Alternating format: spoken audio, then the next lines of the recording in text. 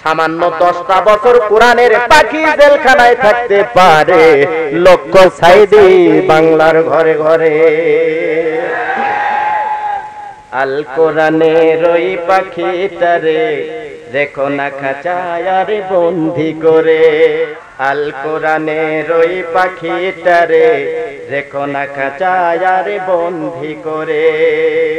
গাইতে আবার দাও কোরআনের গান, গাইতে আবার দাও কোরআনের গান, লাখো জনতার মাঝে মধুর সুরে। আল কোরআনের ওই পাখিটারে রেখো না খাঁচায় আর বন্দি করে। আল কোরআনের ওই পাখিটারে রেখো না খাঁচায় আর বন্দি করে। সুমধুর সেই গান শুনেছে যারা, দিনের মুজাহিদ হয়েছে তারা। সুমধুর সেই গান শুনেছে যারা, দিনের মুজাহিদ হয়েছে তারা। মুনাফিকি মন আছে যাদের, শুনতে ভালো লাগে না তাদের। মুনাফিকি মন আছে যাদের, শুনতে ভালো লাগে না তাদের। হে দয়াময় আল্লাহ তুমি, হে দয়াময় আল্লাহ তুমি, খাঁচার দুয়ার দাও ভেঙ্গে চুরে। আল কোরআনের ওই পাখিটারে রেখো না খাঁচায় আর বন্দি করে। আল কোরআনের ওই পাখিটারে রেখো না খাঁচায় আর বন্দি করে। গাইছে পাখি শুধু কোরআনের গান, মুগ্ধ হয়ে আনে কাফের ঈমান। গাইছে পাখি শুধু কোরআনের গান, মুগ্ধ হয়ে আনে কাফের ঈমান। লাখো মুমিনের হৃদয় কাঁদে, লাখো মুমিনের হৃদয় কাঁদে, একবার তারে দেখার তরে। আল কোরআনের এই পাখিটারে রেখো না খাঁচায় আর বন্দি করে। আল কোরআনের ওই পাখিটারে রেখো না খাঁচায় আর বন্দি করে। গাইতে আবার দাও কোরআনের গান, বলেন আমিন। গাইতে আবার দাও কোরআনের গান, লাখো জনতার মাঝে মধুর সুরে। আল কোরআনের ওই পাখিটারে রেখো না খাঁচায় আর বন্দি করে। আল কোরআনের ওই পাখিটারে রেখো না খাঁচায় আর বন্দি করে। কোরআনের পাখি চট্টগ্রামে একদিনে কোরআনের পাখির হাতে এই কোরআন দিয়া তাফসীর করেছেন। আমরাও তো ওয়াজ করি রে ভাই, আমাদের হাতে কয়টা হিন্দু বাড়ি ঘর ছেড়ে, পরিবার ছেড়ে, জায়গা জমি ছেড়ে, আত্মীয় স্বজনের মহব্বত ছেড়ে দিয়া ইসলামের পতাকার সুশীতল ছায়াতলে আসে না। আমরাও যেই কোরআন দিয়া কথা বলি, কোরআনের পাখি বিশ্ববরেণ্য আলেম तमाम পৃথিবী যে কোরআন দিয়ে শুরু দিয়া মাটিয়ে রেখেছিলেন রে ভাই, ওই কোরআনের পাখির মতো আমরা এই কোরআনটা বলতে পারি না। একদিনে প্যারট ময়দানে এই কোরআন দিয়া তাফসীর মাহফিল করেছে একজন, দুইজন, পাঁচজন, 10 জন, 15 জন, 20 জন নয়, 40-এর অধিক হিন্দু ভাইরা আল্লাহর জমিনে কোরআনের পাখির হাতে হাত রেখে ইসলাম কবুল করেছে। ওই কোরআনের পাখি এই যে শীত গেল, এই শীতের ভিতরে এমন কম্বল গায়ে দিয়ে আছে, নিচে তো পাতলা একটা কম্বল, উপরে একটা কম্বল।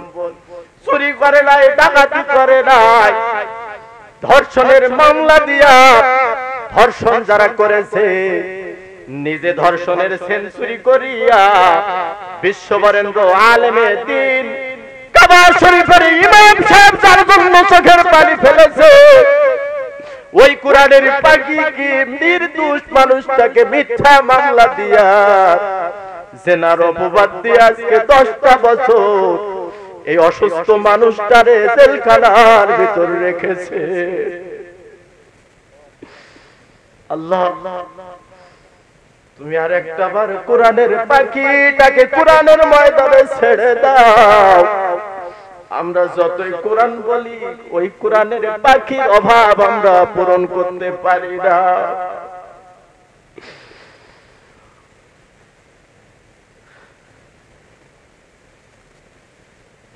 আল্লাহ, তুমি কোরআনের ময়দানে কোরআনের পাখিকে কবুল করো, বলেন আমিন।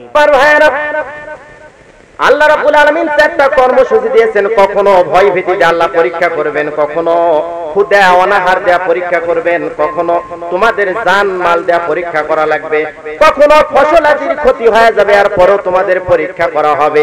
আপনি 1 বিঘা ধান লাগাইছেন, আপনি নামাজ পড়েন, তাহাজ্জুদ করেন, আপনার বিঘা কে হচ্ছে 10 মণ। কয় মণ? নামাজ পড়ে না, বিড়ি খায়, গাঁজা খায়, মদ খায়, তারি খায়, ফেন্সিডিলিয়া বা হিরোইন খুব, হোশ নাই জ্ঞান নাই, বাবাক বলে ভাই, ভাইক বলে বাবা, বক বলে চাচি, চাচি বলে মাও। মাথা তারি খেলে মাথা ঠিক থাকে।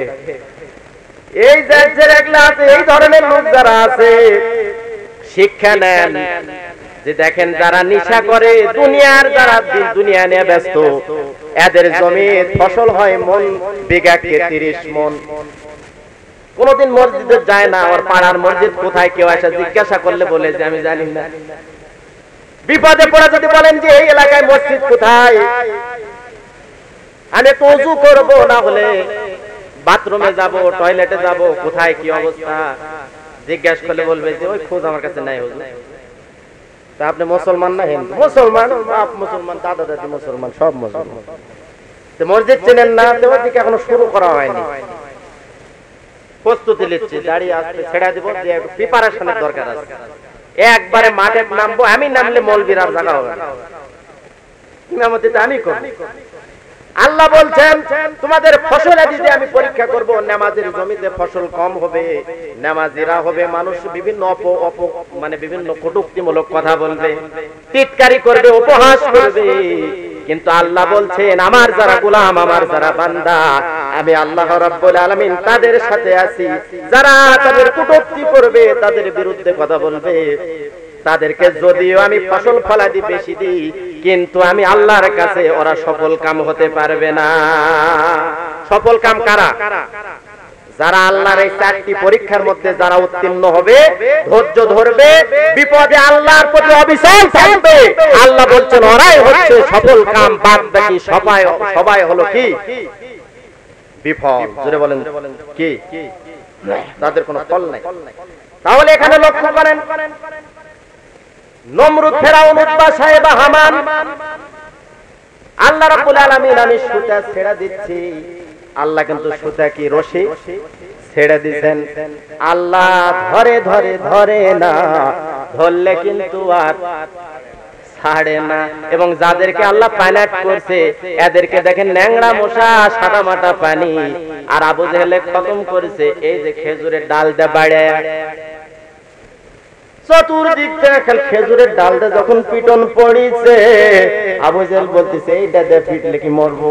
কিন্তু ওই পিটন পিটছে তো একজনে, আঘাত করছে একজনে, আর আল্লাহ ডাকতে বলতেছে ওর অ্যাকশন, ওর ওষুধ আমি আল্লাহর পক্ষ থেকে যাচ্ছে। আমার ভাইয়ারা, যুগে যুগে কালে কালে পক্ষে বিপক্ষে দুইটা দল ছিল। মুসার সময় আল্লাহ রাব্বুল আলামিন ফেরাউনকে দিয়েছিলেন, এরপরে নমরুদের সময় ইব্রাহিম আলাইহিস সালাতু সালামকে দিয়েছিলেন, এরপরে বিশ্ব নবীর সময় আবু জেহেলকে দিয়েছিলেন। বলেন তো আল্লাহ রাস্তায় যারা ছিল এদের উপর নির্যাতন জুলুম পরীক্ষা, শান্তরে যারা ছিল গাড়ি বাড়ির অভাব নাই, টাকা পয়সার অভাব নাই, নারী বাড়ির অভাব নাই, জেনা ব্যভিচারের অভাব নাই, সুদ ঘুষের অভাব নাই, দুর্নীতির অভাব নাই, টেন্ডারবাজির অভাব নাই, সব কিছু তারা করছে। আল্লাহ বলতেছে রশি আমি ছেড়ে দিব, কিন্তু যেই দিন জড়ানা শুরু করব তোমার আব্বা তোমাকে বাঁচাতে পারবে না।